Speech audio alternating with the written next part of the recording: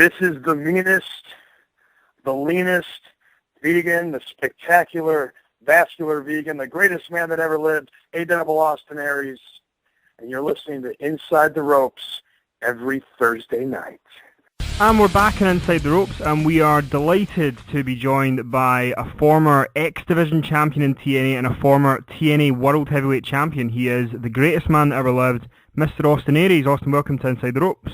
Thank you very much. Thanks for having me, guys. So I kind of wanted to start at the beginning with you because you started training back in 2000, and obviously the wrestling landscape's a lot different now than it was then. And I kind of wondered, what were your kind of influences in getting involved in wrestling in the first place? Because I guess 2000 was sort of the height of the Attitude Era and the Monday Night Wars. Well, you know, I started watching wrestling in the early 80s. Grew up watching a lot of the Crockett stuff, the heyday of the Horsemen. Watched World Class when the Freebirds were kind of running the area down there with the Von Erichs. And then I also followed WWE growing up as well. So that's kind of wrestling I grew up with. And then, it's kind of funny, when wrestling got really hot, I actually was off in college and kind of, I followed it in passing, but it wasn't like it was when I was growing up where I was real passionate about it. And actually I was kind of slightly annoyed because now it was all these, college frat dudes at parties with their, suck-its and the know your roles. And and I was like, man, you guys aren't really wrestling fans. I mean, it was cool that it was hot and it was part of kind of popular culture because wrestling really hadn't been cool. Growing up when I was a kid, you didn't really necessarily advertise that you were a huge wrestling fan because it wasn't necessarily cool. And you got a lot of the stupid remarks from people that you still get once in a while today. Yeah. But when I got in, man, it was just kind of by chance, and I never really had given thought to how you would even get into the wrestling industry, or for me to be a wrestler. That wasn't something that really crossed my mind growing up. When the opportunity presented itself and I saw that ring, in front of me and these guys in there training, I kind of knew it's what I wanted to do. And it just so happened that, that was kind of right 2000 was kind of getting that tail end of when wrestling was real hot. And one of the things that I'm always quite fascinated by, specifically with Ring of Honor, in that you were kind of part of what a lot of fans kind of call the golden era of that company. Yourself and Joe and Punk and Bryan Danielson, Nigel McGuinness. Did you? I guess you might not have known at the time, but did you guys feel that you were creating something really special with the matches you were having and the style? I can't speak for those guys, but I know at the time, I felt there was something special going on there for a certain period of time. There was a vision and an energy, and it was the collection of all those guys you mentioned, and a lot of the ones you didn't mention, along with Gabe Sapolsky, who was kind of the force behind it. But at the end of the day, I think it was just this era where you had all these talents who would go on and do a lot of great things in this industry. We're all kind of were there at the same time, all kind of learning and growing together in this promotion. And I think, at that time, I think the passion that we all had as performers and the hunger we had to get better and to push ourselves and to go out there and put on great performances, you just had that coming from so many different guys who were so talented. And, I think it was real special. And, I don't know if that'll be recreated at any point, but I'm sure down the road there'll be, the next wave of the next generation of guys and come along and, if they can all be in the same place at the same time, maybe you get that magic once again. And when I was kind of looking into different parts of your career for the interview, one of the things I never knew was that you had actually contemplated retirement in 2011. What kind of led to you thinking about that? And because I guess thankfully you didn't go that route, and we've got to see a lot more of you. Yeah, I don't know. It's silly to kind of say retirement in a way because it's, I don't know. That word doesn't have a lot of meaning because guys throw it around, and so I didn't really advertise to anybody hey, I'm going to retire. Yeah. I just had no longer. I just had made a decision within myself. I wasn't going to take any more bookings, and I was going to just kind of transition into some other areas of my life, some other facets and things I'm interested in. I was looking at going to some vegetarian culinary schools and was visiting them, and just maybe put my energies, my efforts somewhere else because. I just kind of felt like I was hitting my head in the ceiling at that point. I wasn't really getting ahead, and I needed a little bit of a break and maybe to change gears for a moment. Sometimes you got to take a step backwards and take a couple steps forward, and so that was kind of what my thought process was. And yeah, about a week into that, TNA called and just, it said they were going to do this tournament for this X Division thing, and wanted to know if I wanted to come on down. And I figured, why not? It's a payday, and certainly couldn't do any harm. So there were no real expectations.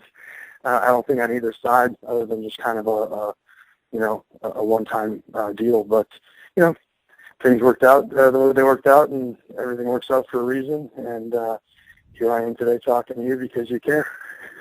And one of the parts of your career that I really enjoyed was when you had the kind of dueling promo with Hulk Hogan, and you kind of relinquished the X Division title to go for the world title.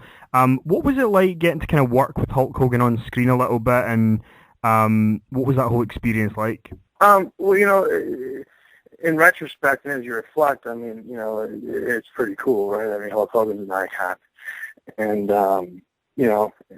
if there's a bucket list, I think for wrestlers of guys you'd like to work with or be on television with, I think Hulk Hogan's usually going to be up there in the top three. So, besides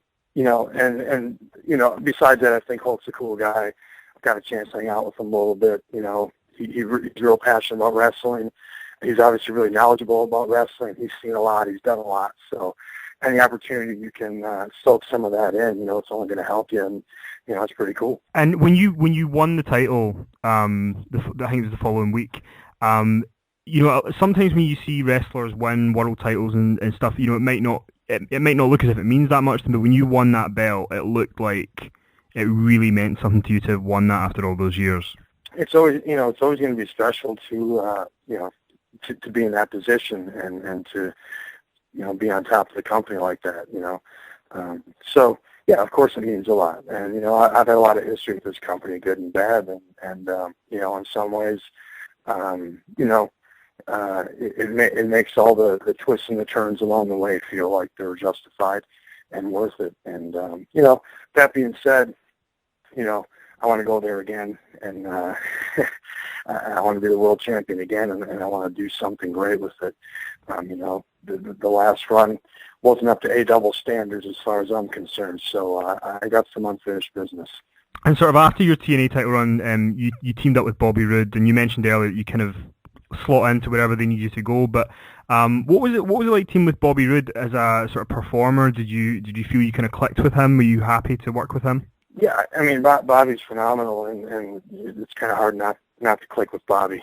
He's just professional in every sense, and I think a lot of our influences growing up were similar in the kind of wrestling that we gravitated towards watching, the guys that we enjoyed watching, and I think that shows in our chemistry. I think the cool thing about me and Bobby is, as much as mentally we're kind of on the same page, physically we bring something a little different to the table. He's a little bigger and stronger. He's a little more, he's a little more technical, but of a simplified more nature. And then I'm going to bring more of the athleticism, the high flying, and maybe a little more unorthodox type of offense. So that was the cool combination. But you took that difference, and then you put it with the like-mindedness as far as the psychology of wrestling and what we go out there and try to do. So, I enjoy tag team wrestling in general. I think it's kind of a lost art, and I think it's something that, it just adds so many different equations and layers to what can be going on in there, and the dynamics between partners and teams. So I enjoyed that, and hopefully down the road, maybe we get to do it again. And and also recently TNA's went back to the Impact Zone in Orlando, and I just kind of wondered, from someone who works there as opposed to sort of hearsay, what's the vibe kind of been like to go back to that sort of intimate setting at Universal?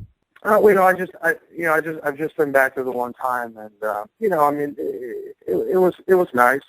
I think one of the things I think that happened is because we were there on such a regular basis that listen, you can get spoiled, and you maybe don't appreciate the fact that you've got some of the top professional wrestlers performing for you, in this location on a regular basis, and after you've gone to a few shows, you maybe you don't appreciate it as much. So I think coming back after not being here for a while, I think the fans came out and definitely were appreciative that we were back and that they could enjoy what we bring.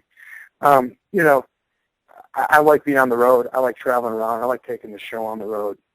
I think there's value to that. I also understand that there's value to having a hub where you can maybe do some more things on the technical side that maybe financially are harder to do if you're constantly traveling. So it's a balance, and I think the company's going to find that balance. I think we're going to do a lot of our stuff and kind of have a base here, in Orlando for the time being. But we're also going to be touring a lot, and we're also going to be getting the show out there as well. Maybe not all televised. Some of them are going to be a lot of live events. I think we're going to see more live events now that we're going to be a little more permanent television-wise in Florida. So, and it's just finding that balance. And, I'm certainly not an expert on it. There's people there who've got to crunch the numbers, and they know it makes sense. Mm-hmm. And it's easy for the outside people to look at a decision and simplify it and go, oh, well, that's a step backwards, or, doom and gloom, everything's going to be awful. There's a lot of factors that go into play, and you don't know all the different things that are happening. So just try to be patient, focus on the things I can control, and put on the best possible show no matter what it is. Also, you mentioned earlier on about, some people outside might think, oh, doom and gloom because, Impact's back at Universal. But I guess we should ask you that, there's so many rumours about TNA, or that there's troubles, or it's being sold or whatever. But from someone who actually, you're part of TNA, is there any concern from you as a performer, or is it just kind of business as usual for you? I mean, I can't really, let it affect me or get too concerned with it because I don't really control it, and that's really at the end of it all, that's the answer. I think the $1 Million Man said everything's got a price. So, I assume everything's always for sale at the right price. And outside of that, I can't worry about those rumors. As far as the decisions, to go from the road back to the impact zone, when you hear the entirety of why the decision's made and all the things in play that surround it, I can't argue against it, and I'll just see how it all plays out, and that's just kind of how I look at things. So, listen, the doom and gloom, that's what media does nowadays, doesn't it? And the wrestling media is no different than the mainstream media. It's no different than the sports media. It's to constantly accentuate the negative, because for whatever reason, in human nature, that sells. People don't want to hear about all the good stuff. They want to hear about all the controversy and the bad things, the dirt. So that's how we try to frame everything, because at the end of the day, everything has perspective, and we can frame it two ways, and we can think about it and talk about it in two different manners, positive or negative. So you can skew it and wear whatever tinted glasses you want. And on a bit of a more positive note, we had a couple of fan questions for you when we sort of said you were coming on the show. One of our listeners, Jimmy Wheeler, he said he's always wanted to know, did someone or something inspire you to start wearing the cape? And if so, what was it? No, Jimmy. You know what? I was sitting at the seamstress's shop, and I was kind of playing around with some different materials, thinking about getting a robe or some jacket, and I grabbed this kind of nice black sequin material, and I kind of had it, and I realized she didn't have a whole lot of it. You probably don't have a whole lot of this, do you? And I kind of put it over my shoulders, and it kind of made a cape, and I said, I kind of like the cape. And that was that's the genius behind it. And it was just that first very short black cape, and then you saw the sequin and you were sold. Yeah, and I said, you know what, a cape kind of fits me. I mean, think who wears capes? Like emperors, superheroes, greatest man that ever lived. I mean, I don't know. It just seems like it kind of fits. So. We'll see. I'll keep the cape for a while. I haven't think about changing it or not, but people seem to like the cape, and there's not a whole lot of caped professional wrestlers these days. They do. It's a merch opportunity. Start selling capes. Yeah. And one of our other listeners, Martin, had wanted to ask. He was really interested in your Ring of Honor days, and he wants to ask you: do you have a favorite guy that you worked with in Ring of Honor, whether it be Punk, Bryan? Joe, was it a favorite for you? Those are all the usual suspects, and I could certainly put all those guys on a list. I think a guy that maybe people wouldn't think about was Jimmy Jacobs. We had a pretty intense feud at one point, and I really enjoyed it. It was a deviation from the norm for me, and he brought some things out of me as a competitor and performer that I hadn't maybe brought out before. So and just a smart guy and really passionate about wrestling and has a lot to offer. So and another guy like me who sometimes gets a little knocked because he's not 6'2", 240.